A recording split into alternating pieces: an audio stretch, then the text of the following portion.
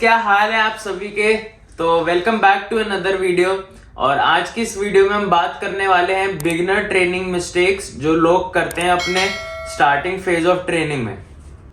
तो अगर आपका गोल मसल बिल्ड करना है या स्ट्रेंथ गेन करना है तो आपको ये जो मैं मिस्टेक्स बताने वाला हूँ वो बिल्कुल नहीं करनी है। तो पहली मिस्टेक पे आते हैं। पहली मिस्टेक है वर्कआउट स्प्लिट। इसमें जो बिगिनर लोग होते हैं उनको ज्यादातर एडवाइस मिलती है कि आपको एक बॉडी पार्ट को हफ्ते में एक ही बार ट्रेन करना है, लेकिन अकॉर्डिंग टू साइंस आपको अपने एक मसल ग्रुप को कम से कम हफ्ते में 2 बार हिट करना पड़ेगा प्रॉपर स्ट्रेंथ गेन और मसल गेन के लिए। तो आपको ऐसा वर्कआउट स्प्लिट बिल्कुल भी चूज नहीं करना है जिसमें आपका मसल ग्रुप सिर्फ एक बार ट्रेन हो रहा हो हफ्ते में। तो ऐसे कौन से स्प्लिट्स हैं जिसमें आपका मसल ग्रुप्स 2 बार ट्रेन होते हैं कम से कम हफ्ते में? तो बहुत सारे स्प्लिट्स हैं, मैं कुछ बता देता हूँ आप लोगों को। पहला हो गया अपना पुल पुश लेग्स का स्प्लिट। काफी लोग इसको यूज करते हैं, सही रहता है एकदम, खासकर बिगनर्स के लिए। दूसरा हो गया आपका अपर लोअर स्प्लिट, जिसमें आपका अपर बॉडी हफ्ते में 2 बार ट्रेन हो जाएगा और लोअर बॉडी भी हफ्ते में 2 बार ट्रेन हो जाएगा। फिर आते हैं फुल बॉडी स्प्लिट्स, जिसमें आप फुल बॉडी वर्कआउट लगाते हैं हफ्ते में 3 बार कम से कम। तो उसमें भी आपका मसल ग्रुप 2 से 3 बार ट्रेन हो जाता है हफ्ते में। तो ये कुछ एग्जांपल्स जो मैंने आपको दिए ये आप यूज कर सकते हैं अपने ट्रेनिंग के लिए, खासकर बिगनर्स। तो हमारा सेकंड पॉइंट है too many exercises and sets. तो बिगनर लोग दूसरों लोगों को जिम में देख के जाते हैं और बहुत सारी एक्सरसाइज लगाना शुरू कर देते हैं, बहुत सारे सेट्स करना शुरू कर देते हैं, 8 एक्सरसाइज लगाते हैं, हर एक्सरसाइज के 4 सेट मारते हैं। तो आप सोच सकते हो कितना ज्यादा वो दूसरों को देख के इन्फ्लुएंस हो जाते हैं।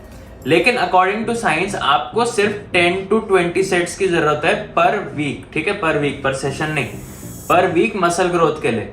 अब आपको 10 से 20 है तो बहुत बड़ी रेंज, लेकिन आपको हिट एंड ट्रायल करके देखना होगा कि आपको बेस्ट रिजल्ट्स कहां पर मिलते हैं। कुछ लोगों को कम lower side of the range में भी मिल सकते हैं और कुछ लोगों को higher side of the range में भी मिल सकते हैं। तो मेरे सजेशन के हिसाब से आपको मैक्स एक सेशन में एक मसल ग्रुप के लिए 2 से 3 एक्सरसाइजेस चाहिए और सेट्स भी आपको अराउंड 4 से ज्यादा नहीं चाहिए होंगे एक एक्सरसाइज में, ठीक है। बाकी आप अपनी बॉडी की देखना, आपके बेस्ट रिजल्ट्स कितने सेट्स में आते हैं उसको फॉलो करना।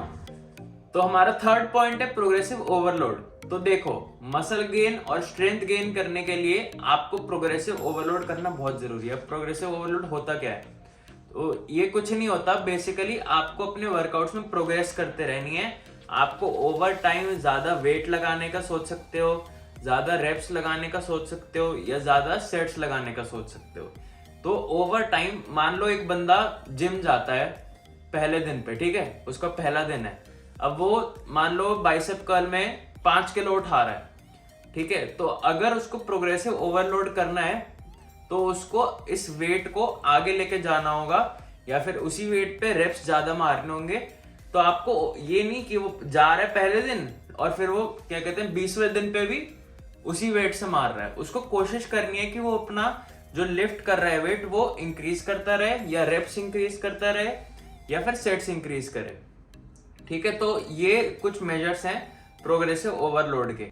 अगर आप प्रोग्रेसिव ओवरलोड अप्लाई नहीं करोगे और एक ही वेट को आप सालों साल मार रहे हो, ठीक है, आपके लिए वो इजी होता जा रहा है, फिर भी आप उसको वही मारते जा रहे हो, एकदम सेम एग्जैक्ट फॉलो कर रहे हो, तो इससे आपका मसल गेन और स्ट्रेंथ गेन नहीं होने वाला है। क्योंकि आपकी बॉडी को जो एक्स्ट्रा स्टिमुलस चाहिए वो नहीं मिलेगा। आपकी बॉडी को पुराने स्टिमुलस की एक बार आदत लग गई तो उसको ग्रो करने के लिए एक बेटर स्टिमुलस चाहिए जो प्रोग्रेसिव ओवरलोड के थ्रू ही आएगा।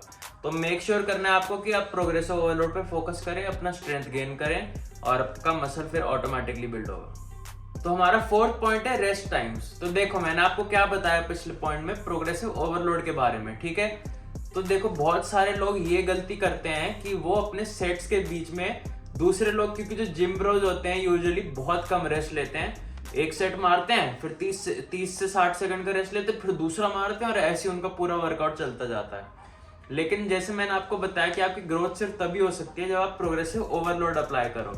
तो एक लॉजिक लगा के देखो, अगर आप अपने सेट्स के बीच में इतना कम रेस्ट ले रहे हो, मान लो आपने 10 किलो से 10 रेप लगाए पहले सेट में, ठीक है, उसके बाद अगर आप बहुत कम रेस्ट लेते हो तो ये रेप्स जो है सेकंड सेट में ना वो बहुत जल्दी ड्रॉप होना शुरू हो जाएंगे। 10 के बाद आप सीधा हो सकता है 8 पे गिर जाओ, फिर उसके नेक्स्ट सेट में हो सकता है 6 पे गिर जाओ। तो अगर आप ज़्यादा कम रेस्ट लोगे तो आपकी परफॉर्मेंस डिक्लाइन होती रहेगी पहले सेट के बाद।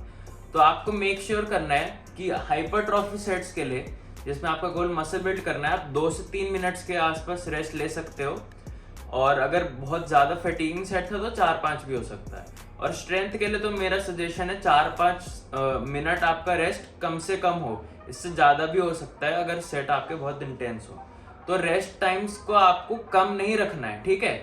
आपको रेस्ट उतना लेना है कि आपकी बॉडी नेक्स्ट सेट में बेस्ट परफॉर्मेंस दे पाए, ठीक है। आपको मेन आपका प्रोग्रेसिव ओवरलोड पे ही ध्यान रखना है। रेस्ट बिल्कुल मैटर नहीं करता है, ठीक है, थोड़ा मैटर करता है लेकिन बहुत नहीं करता। तो कम रेस्ट में ट्रेन करना बिल्कुल बंद कर दें।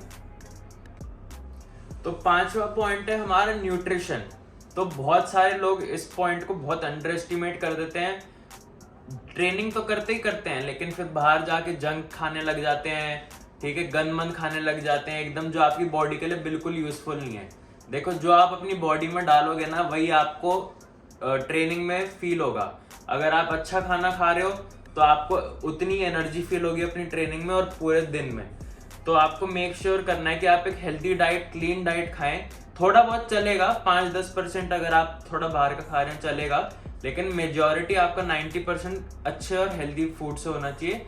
होल अनप्रोसेस्ड फूड, मतलब जो हमको नेचुरली मिलता हो, ठीक है। तो न्यूट्रिशन में आपको कुछ चीज़ों का ध्यान रखना बहुत ज़रूरी है, जैसे कि आपका क्या कहते हैं, प्रोटीन इंटेक सही होना चाहिए।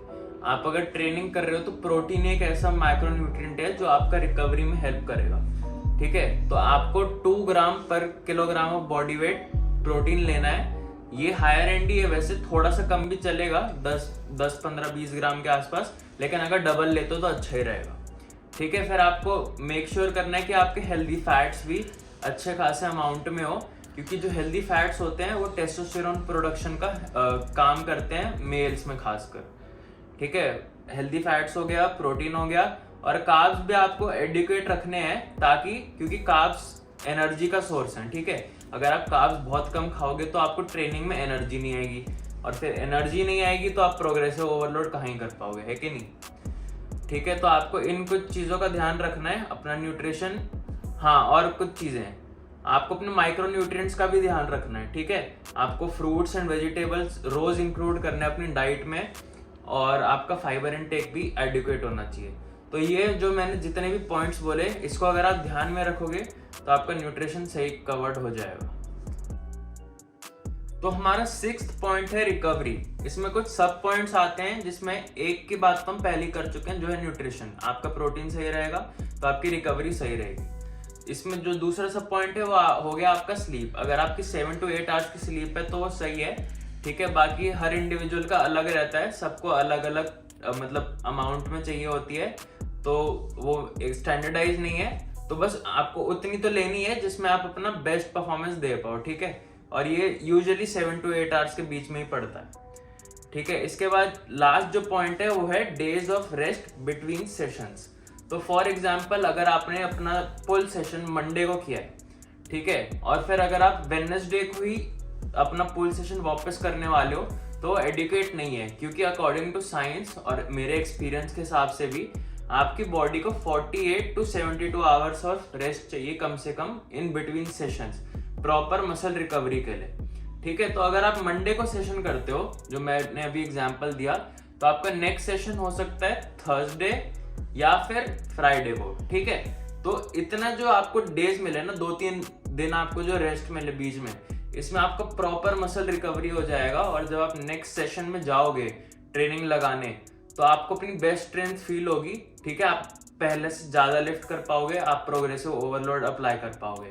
तो ज़्यादा कम डेज ऑफ रेस्ट नहीं लेना है आपको, क्योंकि अगर आप कम डेज ऑफ रेस्ट लोगे तो आप प्रोग्रेसिव ओवरलोड अप्लाई नहीं कर पाओगे, क्योंकि आपकी मसल रिकवरी नहीं हो रखी होगी, ठीक है। तो ये आज जो मैंने पॉइंट्स आपको बताए, ये है बिगिनर ट्रेनिंग मिस्टेक्स जो लोग यूजुअली करते हैं और एडवांस लोग भी करते हैं, ठीक है। तो हम लोगों को ये सारे पॉइंट्स ध्यान में रखने हैं अपनी बेस्ट प्रोग्रेस और स्ट्रेंथ बढ़ाने के लिए। तो गाइज, यही थी बस आज की वीडियो। तो बस जाते हुए, अगर आपको वीडियो पसंद आई हो तो लाइक कर देना, कमेंट कर देना, अपने दोस्तों के साथ ये वीडियो शेयर कर देना जिनकी हेल्प हो सके इस इंफॉर्मेटिव कंटेंट के थ्रू। और भी आपको जिन टॉपिक्स पे वीडियो चाहिए हो वो आप मेरे को कमेंट में लिख के बता सकते हैं, मैं उन पे भी वीडियो बना दूंगा। ठीक है, तो बस आज के लिए इतना ही, मिलते हैं अब हम आपसे नेक्स्ट वीडियो में। चीयर्स।